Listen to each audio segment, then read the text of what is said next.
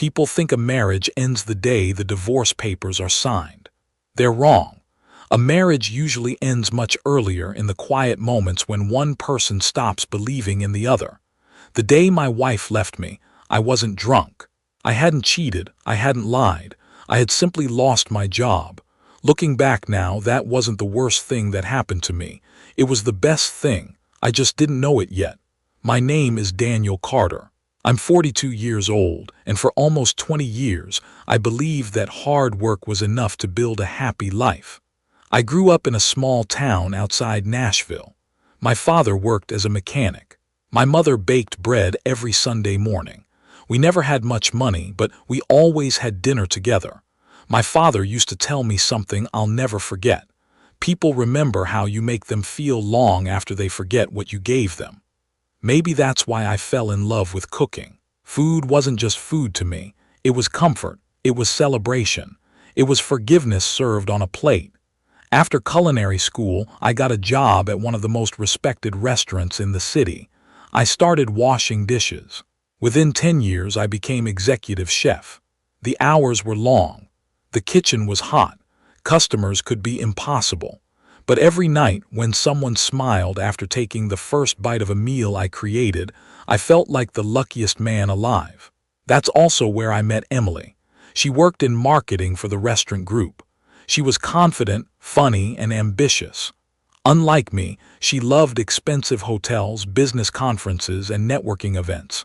I loved farmers markets, old cookbooks, and experimenting with family recipes. We were different. Somehow it worked. At least that's what I believed. We married after 3 years of dating. The first few years were wonderful. Saturday mornings meant pancakes. Sunday evenings meant movies on the couch. Whenever life became stressful, I'd cook her favorite mushroom risotto. She'd smile and say, "I married the only man who can solve problems with butter." Those memories still make me smile, because they were real, until life changed. The restaurant company where I worked had expanded too quickly. Too many locations, too much debt. One rainy Tuesday morning, every department manager received the same email. Mandatory meeting, 11 a.m., no explanation. Everyone knew what it meant. The CEO stood on stage looking like he hadn't slept for weeks. He didn't waste time. "The company has filed for bankruptcy." The room went silent. More than 300 employees lost their jobs that morning. Some cried, some shouted, some simply stared at the floor. I just stood there holding my chef's jacket.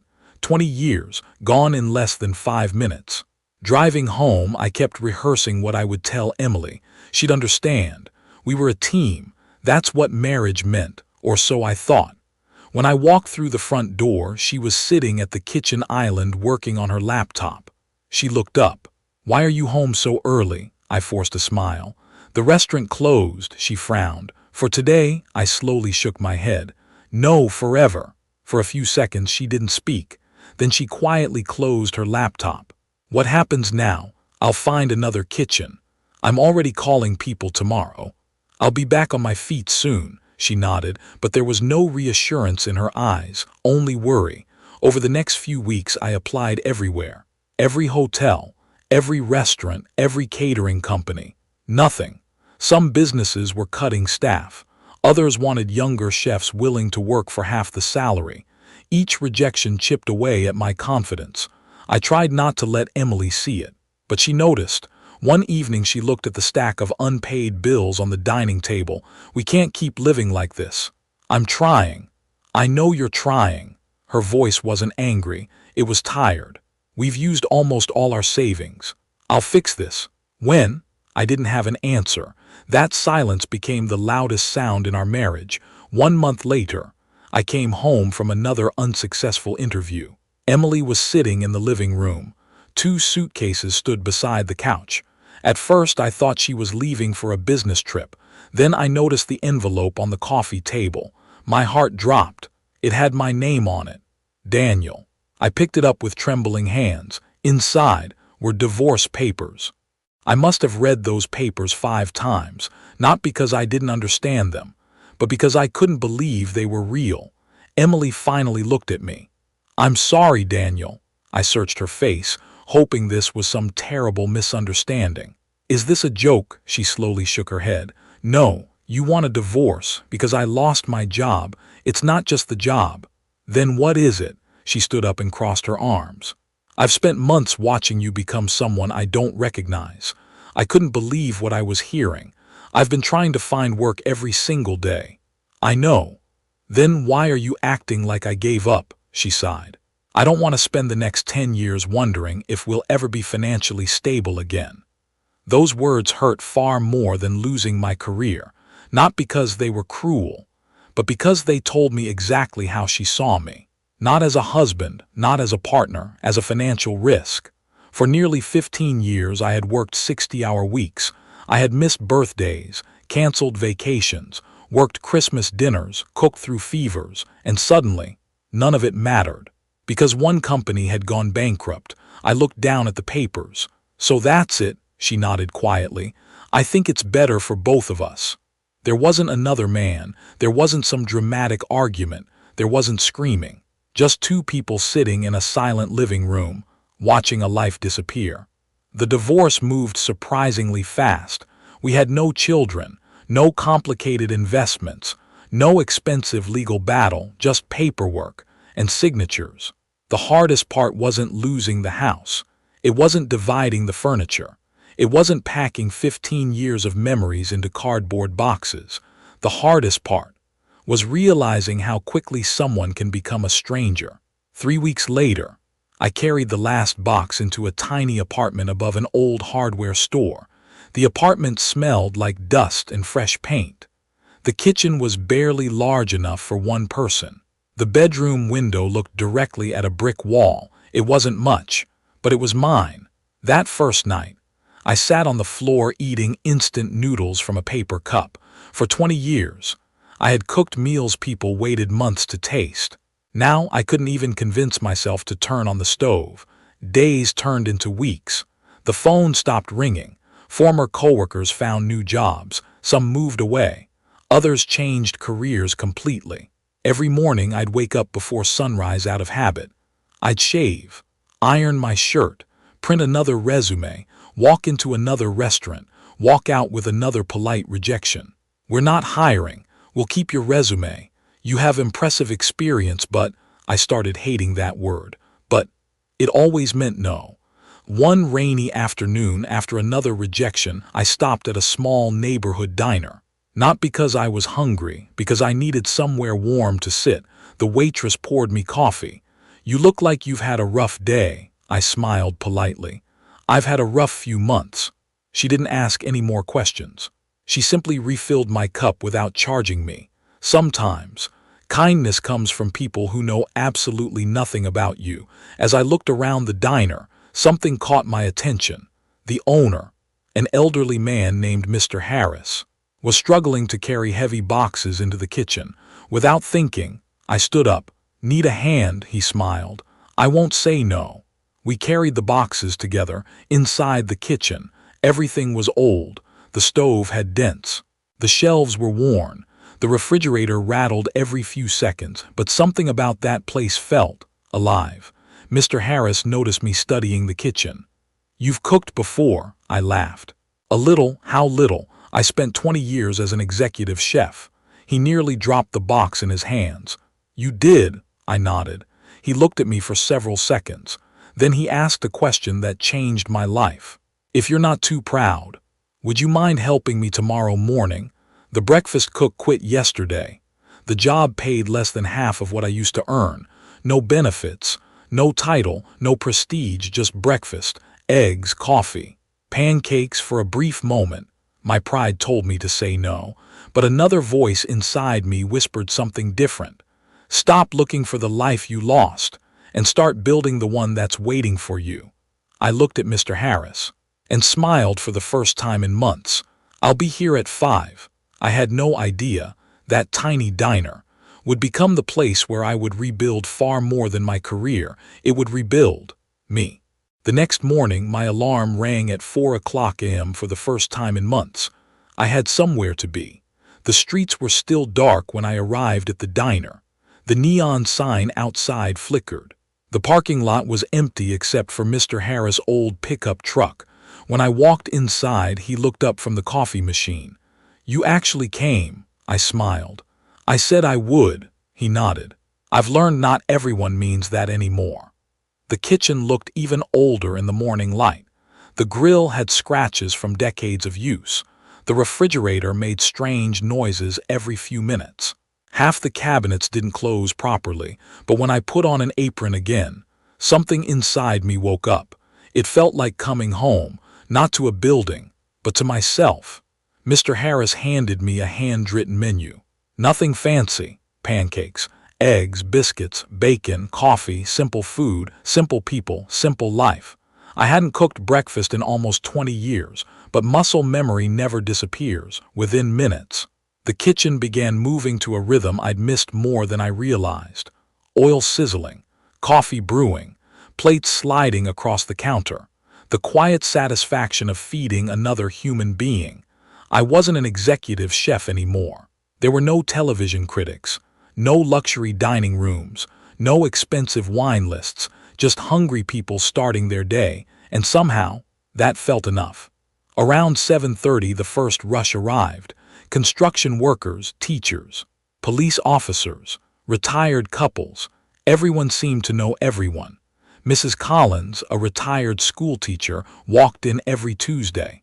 Officer Ramirez ordered the exact same breakfast every morning.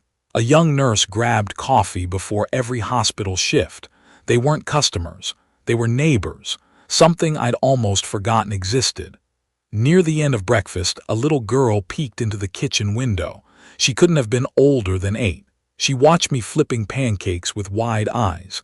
When I placed a smiley face on one using blueberries, she laughed so loudly that half the restaurant turned around. Her mother apologized. "I'm sorry. She's been having a difficult week." "It's okay." The little girl smiled at me. "You're the pancake magician." Everyone laughed, including me. That tiny moment was worth more than any standing ovation I'd ever received in a luxury restaurant. Weeks turned into months. Every morning, 5 o'clock, every evening, home before sunset. My bank account wasn't impressive, but something unexpected happened. I started sleeping again. I started laughing again. I even started cooking for myself. One afternoon after closing, Mr. Harris and I sat outside drinking iced tea. He looked unusually quiet. Finally, he spoke. "My doctor says my heart isn't what it used to be." I looked at him. "You okay?" He smiled. "I've had a good life." Then he stared at the diner. "My wife and I opened this place 41 years ago." I listened without interrupting. "We raised our children here. We paid for college with pancake money. We celebrated birthdays here." He chuckled softly. "And now, they all live in different states. No one wants to run a diner anymore." For a long moment, neither of us spoke. Finally, he asked, "What would you do if this place were yours?" I looked around. The faded booths, the old photographs, the cracked sign outside. "I wouldn't change its heart." He smiled. "What does that mean?" "I'd keep the people, but I'd give the building a second chance." He nodded slowly. "I was hoping you'd say that." 2 days later, Mr. Harris called me into his tiny office. There was a folder on the desk. "I've made a decision." He slid the folder toward me. "I want to retire." I smiled. "You've earned it." He took a deep breath. "I want you to buy the diner." I laughed. "I can barely afford my apartment." "I'm serious. I don't have that kind of money." "I know." He leaned back in his chair. "So we'll figure something out." I stared at him. "Why me?" He didn't answer immediately. Instead, he looked through the dining room window. Mrs. Collins was laughing with the waitress. Officer Ramirez was helping an elderly customer carry groceries. The little girl who called me the pancake magician was drawing pictures with crayons. Then Mr. Harris quietly said, "Because you never treated this as a job. You treated it like people mattered." No one had said something like that to me in years. That night, I couldn't sleep. Buying the diner sounded impossible. I had no savings, no investors, no wealthy relatives, just experience. And a dream I thought had died the day I lost my old job, for the first time since my divorce. I wasn't asking, "What have I lost?" I was asking. What could I build? I had no idea. That decision would change not only my future, but would one day bring someone from my past back through those very doors. For the next 3 weeks, I carried that folder everywhere, not because I had signed anything, because I couldn't stop thinking about it. Owning a restaurant had been my dream since I was 23. I just convinced myself it would never happen. Now, someone believed I could do it. The only problem was, the bank didn't. The loan officer was polite, almost painfully polite. He flipped through my application without much expression. "You have excellent experience," I smiled. "Thank you, but experience isn't collateral." My smile disappeared. He continued, "You've only been employed here for 8 months. You have very limited savings. No commercial property, no business ownership history." He gently pushed the application back across the desk. "I'm sorry," loan denied. Just like that, as I walked toward my car for the first time in months, I felt defeated again. Not because the bank said no, because I had finally allowed myself to dream, and suddenly, that dream seemed just as far away as before. The next morning, I tried pretending everything was normal. Mr. Harris noticed immediately. "You heard back," I nodded. "They said no." He wasn't surprised. Instead, he poured 2 cups of coffee. Then he pulled an old photograph from a drawer. It showed a young man standing in front of the diner. Next to him, a smiling woman held a wooden sign that read, "Harris Family Diner Opening Day." "That's you," he laughed. "41 years ago. You know how much money I had?" I shook my head. $312. I stared at him. "Then how did you buy the diner?" "I didn't," he smiled. "I rented it." "What about the equipment?" "Used." "The furniture?" "Second hand." "The menu?" 3 pages. He looked directly at me. "People think businesses are built with money. They're usually built with trust." That sentence stayed with me all day. Trust, not money, trust. A week later, Mr. Harris surprised me again. "I've spoken with my lawyer." I looked confused. "I don't understand." "I'll finance the sale myself." I blinked. "You?" "What? You'll make monthly payments directly to me. No bank, no impossible interest, no hidden fees." I couldn't believe what I was hearing. "Why would you trust me like that?" He smiled. "Because every morning before sunrise, you unlock that front door like the restaurant already belongs to you." I didn't answer, because I couldn't. My throat tightened. Nobody had believed in me like this. Not in a very long time. 2 months later, the papers were signed. The diner was officially mine. Not a fancy restaurant, not a luxury business. Just a small neighborhood diner with faded booths and a leaky roof. And I had never been prouder of anything. Owning it changed everything. I painted the walls myself. Friends from the neighborhood volunteered on weekends. Officer Ramirez fixed broken shelves. Mrs. Collins organized a small community fundraiser. The local high school art club painted a beautiful mural inside. Nobody asked for money. They simply wanted the diner to survive. For the first time, I understood something I had completely missed during my old career. Success isn't measured only by how much people pay you. Sometimes, it's measured by how many people believe in you. Instead of expensive renovations, I focused on the food. Fresh bread every morning, homemade soups, family recipes from my mother's notebook, slow-cooked pot roast every Friday, apple pie baked before sunrise. Customers started bringing friends. Friends brought families. Families brought coworkers. Without spending a single dollar on advertising, the parking lot slowly became fuller each week.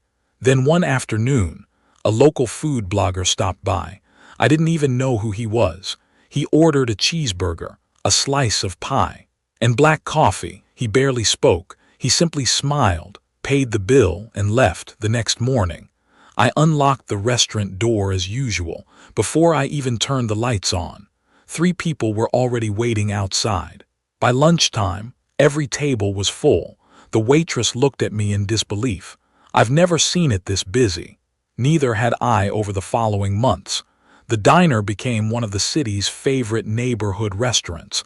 Nothing fancy, just honest food, honest service, and a place where people felt welcome. Exactly the kind of place my father would have loved. One Friday evening, as I stood in the kitchen checking dinner orders, my manager walked over. "We've got a reservation for 12. Corporate dinner," I nodded. "Any special requests?" He looked down at the reservation book. "They specifically requested your signature tasting menu." I smiled. "Looks like an important client," he shrugged. "They've never been here before." I wiped my hands on my apron, completely unaware that in less than 30 minutes, someone from my past would walk through the front door and change the atmosphere of the restaurant forever. The Friday dinner rush had already begun. The kitchen buzzed with its usual rhythm. Pans sizzled. Servers called out orders.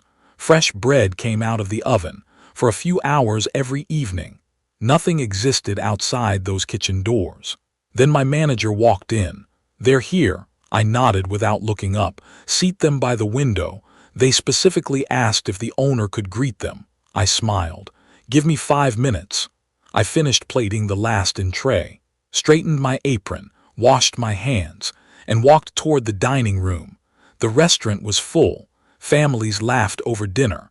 A little boy proudly showed his father a drawing he'd made while waiting for dessert.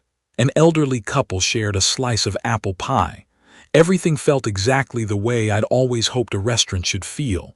Warm, comfortable, alive. Then, I looked toward the table by the window. My feet stopped moving. There she was, Emily. 5 years older.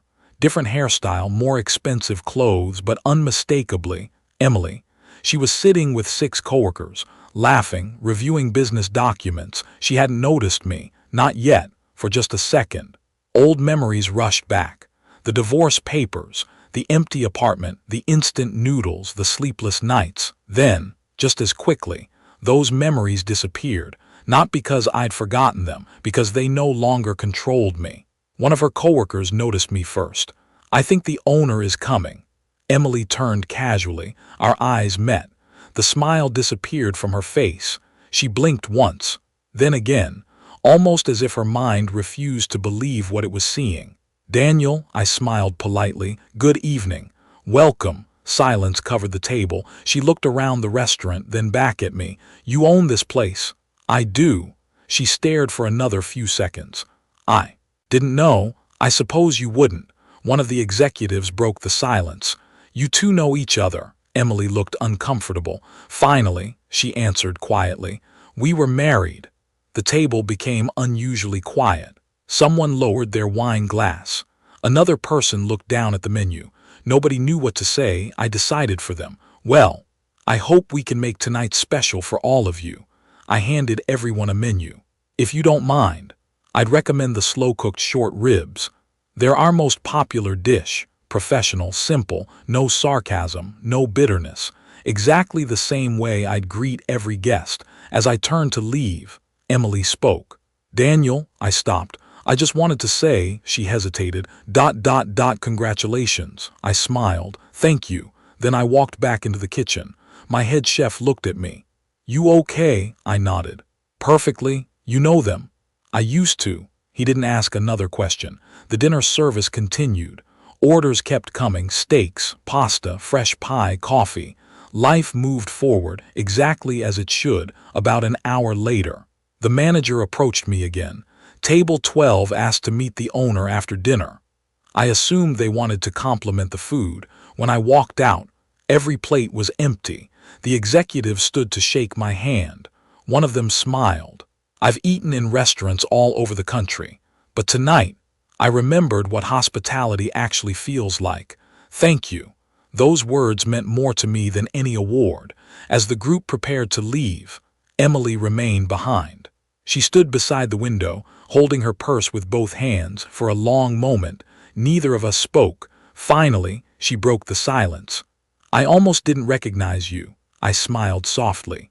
"A lot can change in 5 years," she nodded. "I've heard people talking about this restaurant for months. I never imagined," she looked around the dining room, "that it was yours." I glanced across the room. Mrs. Collins was helping her grandson finish a slice of chocolate cake. Officer Ramirez laughed with 2 firefighters. The little girl who once called me the pancake magician, now a teenager, Was working part-time behind the dessert counter after school. This place belongs to a lot of people, I said quietly. I'm just lucky enough to take care of it. Emily looked at me, as if trying to understand the man standing in front of her, because I wasn't the same man she had left. Not because I had become richer, but because I had finally discovered something I should have known all along. A person's value is never measured by the job they lose. It's measured by the life they choose to build afterward. Emily took a slow breath. There are some things I wish I could take back. I looked at her for a moment, then smiled. I know. There was no anger left inside me, no need to prove anything, no desire to reopen old wounds. Some chapters don't need to be rewritten. They simply need to be closed. Emily nodded quietly, turned toward the door, and walked out into the cool evening. I watched her leave, not with regret, not with satisfaction, but with peace. The front door closed quietly behind Emily. For a moment, I simply stood there. Years ago, I thought seeing her again would feel like victory. Instead, it felt like peace, and I finally understood. Peace is worth far more than revenge. That night after the last customer left, my staff gathered in the kitchen. Maria raised her paper cup. To Chef Daniel, I smiled. No, to all of us. This restaurant exists because every one of you chose to care. We clinked our cups together. No champagne, no luxury celebration, just gratitude. A few weeks later, the city honored our restaurant with a Community Excellence Award, not for making the most money, but for making people feel at home. Standing on that stage, I looked at Mr. Harris sitting in the front row. I smiled. This award belongs to the man who believed in me when I had stopped believing in myself. The room filled with applause. Mr. Harris quietly wiped away a tear. That evening, I sat alone in the restaurant, opened my old recipe notebook, and wrote one sentence: never let your worst day decide the rest of your life. 6 months later, Emily returned. This time, not as my past, just as another guest. We talked about food, travel, life, not the divorce, not regret. When she stood to leave, she smiled. I'm genuinely happy for you, Daniel. I smiled back. So am I. She paid her bill, walked out the door. And that was the last time I ever saw her. Looking back, losing my marriage wasn't the hardest part of my life. Learning that my worth had never depended on a job or another person's opinion. That was the real lesson. Sometimes the ending you ask for never comes, because life has already written a better one.